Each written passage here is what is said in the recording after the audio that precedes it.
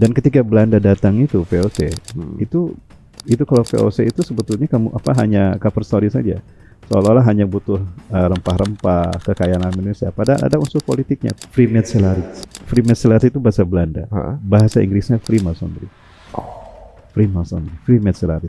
Pada saat terjadi transisi Super Semar pun mereka ada. Benih-benihnya ada, sosok-sosoknya ada. Berarti mereka itu ada di semua perpolitikan negara ya, semua Ada, negara ya. Dan lucunya, suksesi berikutnya setelah kehancuran Soekarno dan Soeharto.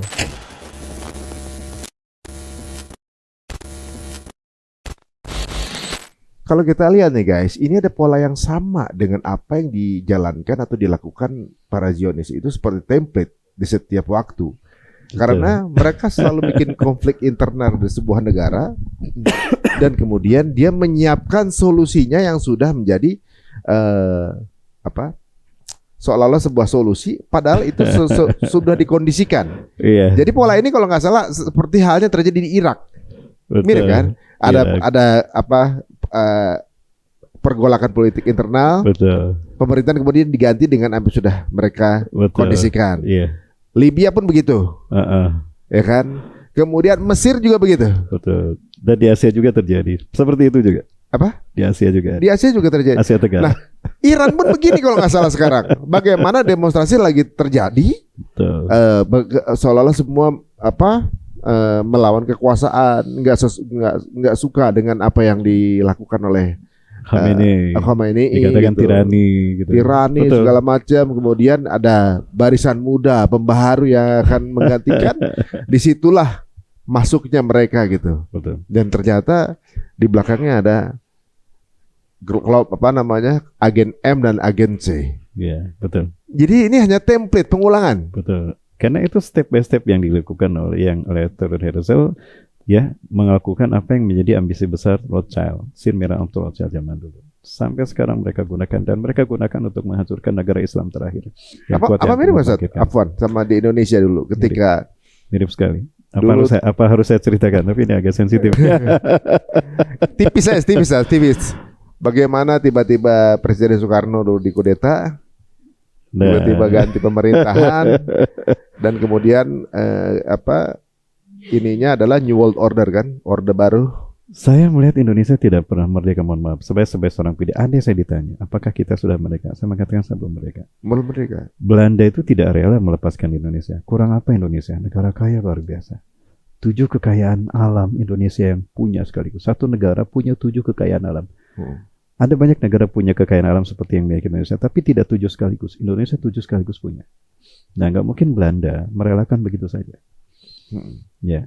Dan ketika Belanda datang itu VOC, itu kalau VOC itu sebetulnya hanya cover story saja. Seolah-olah hanya butuh rempah-rempah kekayaan Indonesia. Padahal ada unsur politiknya, kelompok yang dia punya kekuatan politik, misi politiknya apa? Freemasonry. Freemasonry itu bahasa Belanda. Bahasa Inggrisnya Freemasonry. Freemasonry. Mereka lah yang kemudian menggarap usaha-usaha politik. Sampai pada saat terjadi transisi Super Semar pun mereka ada. Benih-benihnya ada, sosok-sosoknya ada. Berarti mereka itu ada di semua perpolitikan negara ya, semua negara ya. Dan lucunya, suksesi berikutnya setelah kehancuran Soekarno dan Soeharto itu mirip dengan negara-negara yang tadi Mas Ari Utama sebutkan. Persis, itu protokol Zionis. Dibikin gejolak politik di dalamnya, dan masuklah pemerintahan yang sudah mereka kondisikan. Luar biasa. Terlihat betul dari transisi dan sebut saja reformasi, bukan reformasi. Saya menyebutnya reformasi prematur lah. Saya dulu sempat ring my bell itu ketika mereka punya campaign New World Order, sementara kabinet kita Orde Baru. Itu dia. Kok bisa sama gitu ya? Nah, sebelum kita masuk ke Eropa nih, setelah pasca Perang Dunia Kedua, berarti kan kejatuhan Kesultanan Islam saat itu. Betul. Ketika Utsmani menguasai 3/4 dunia lah.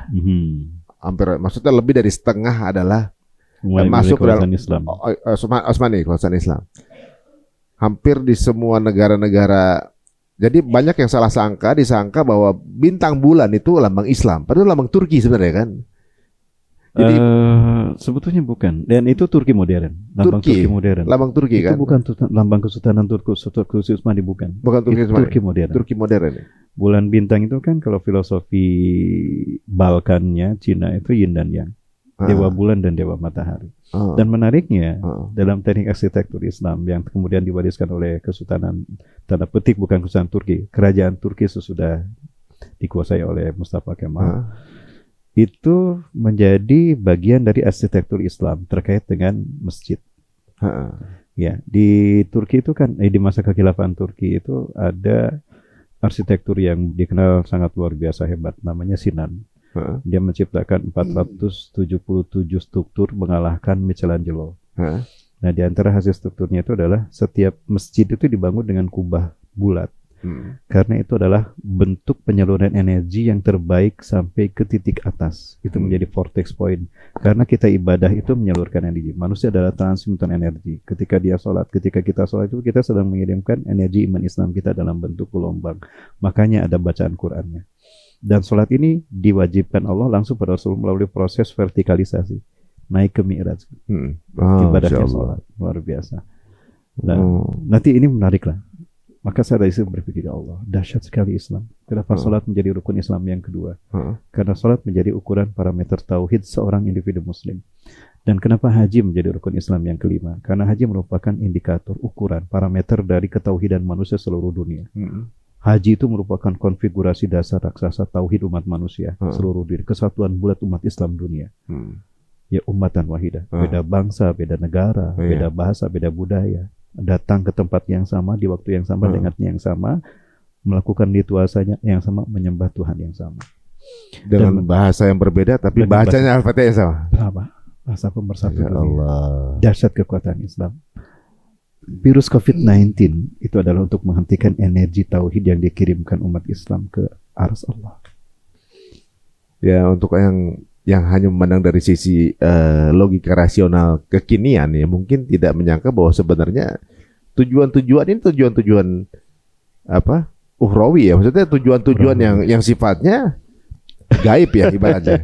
Wah, lu kok mikirnya ke sana padahal ternyata mereka yang bikin rencana begitu juga baru ketahuan kan gitu. Contoh simpel saja, ini sederhana saja.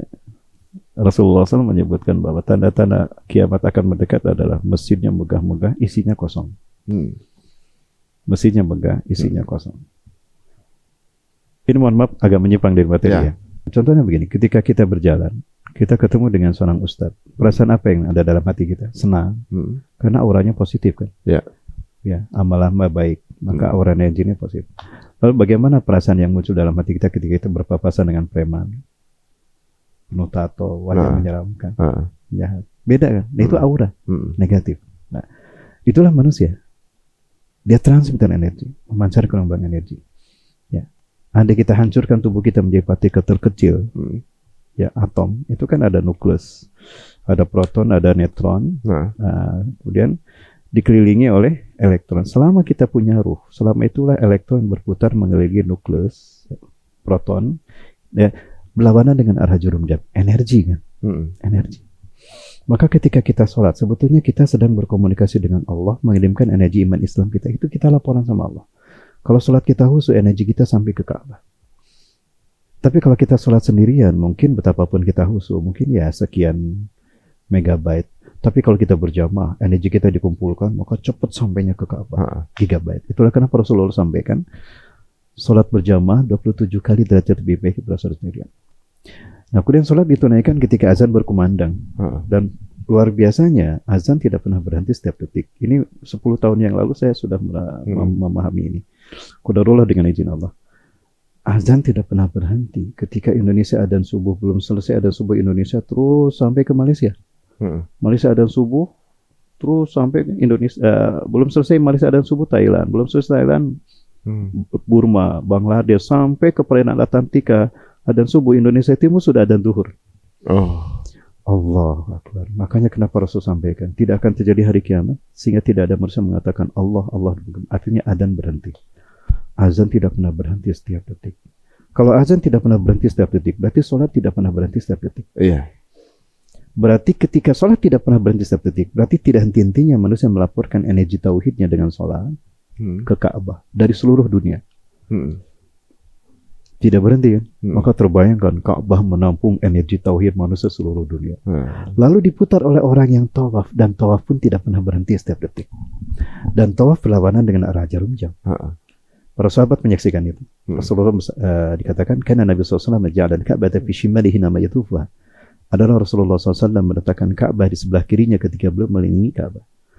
Bayangkan ketika ada energi yang berkumpul di sebuah titik diputar berlawanan dengan arah jarum jam. Ini hukum Allah, bukan hukum Lorentz ya. Hukum vektor. Hukum listrik kan begitu juga.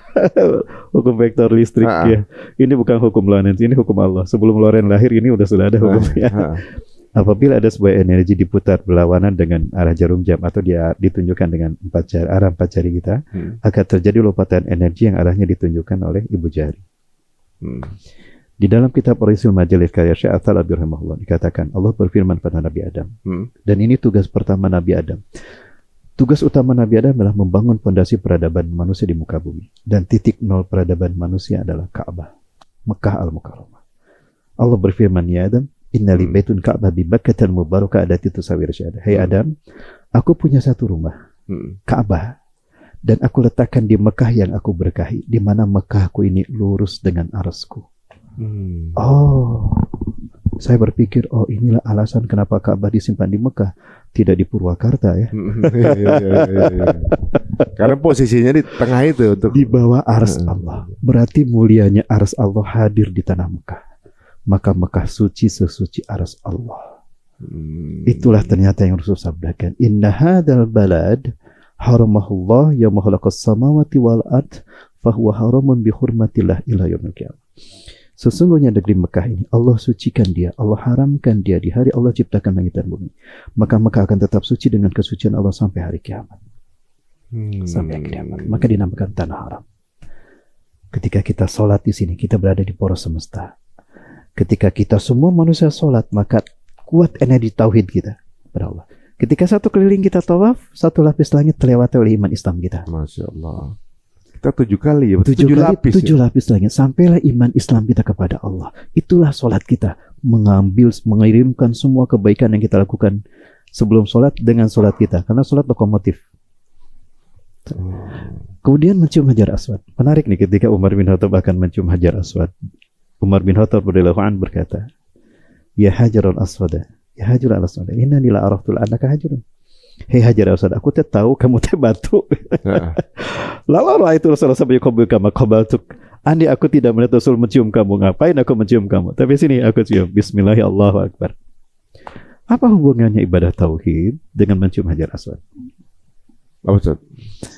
Pertama kali Nabi Ibrahim alaihissalam menerima Hajar Aswad itu warnanya putih, dan dia bukan berasal dari kosmos kita. Lalu sekarang kenapa disebut Hajar Aswad, tidak Hajar Abyad? Kenapa Ustaz? Dia berubah warna menjadi hitam, makin lama makin hitam. Kenapa? Allahu Akbar. Hajar Aswad ternyata diteliti oleh seorang ahli fisika, minta izin pada pemerintah Arab Saudi. Mereka ingin tahu keutamaan Hajar Aswad, diundanglah seorang ahli fisika yang terbaik. Diteliti itu, ternyata Hajar Aswad adalah batu yang bukan berasal dari kosmos bumi, bukan dari galaksi Bima Sakti, kemungkinan besar dari surga. Dia memancarkan gelombang radiasi pendek pada setiap permukaannya. Dan gelombang radiasi pendek itu jauhnya 10.000 kaki. Berarti 3,3 km. Setiap ada benda dalam ruang lingkup radius itu, dia akan terekam oleh Hajar Aswad. Makin banyak benda terekam, makin hitam warnanya. Kaki kita istilah, maka wajah kita terekam oleh Hajar Aswad. Waktu kita Bismillahirrahmanirrahim. Bismillahirrahmanirrahim. Kalau bisa hadapkan wajahmu, kata Rasulullah, ke Hajar Aswad itu. Imam Asy-Syafi'i rahimahullah menukilkan dalam kitabnya Arisalah, kalau tidak salah, atau Al-Um, ya, saya lupa lagi. Udah lama sekali saya baca. Kelak Hajar Aswad akan bersaksi di hadapan Allah di yaumul hisab. Ya Allah, inilah hamba-hambamu yang mendatangi Baitulahmu. Wajah kita diperlihatkan oleh Hajar Aswad. Masya Allah. Salat kita mengirimkan kebaikan kita tercatat di sisi Allah, perbuatan yang kita lakukan, salat kita, dan ini foto kita. Masya Allah. Itulah kenapa harus Islam agama kita. Nah, Berarti yang mengikat antara kita dengan Hajar Aswad, dengan arsy Allah, adalah energi tauhid kita. Diputus dengan pandemi COVID-19, masjid sepi, tidak boleh digunakan sholat, maka sholat berkurang.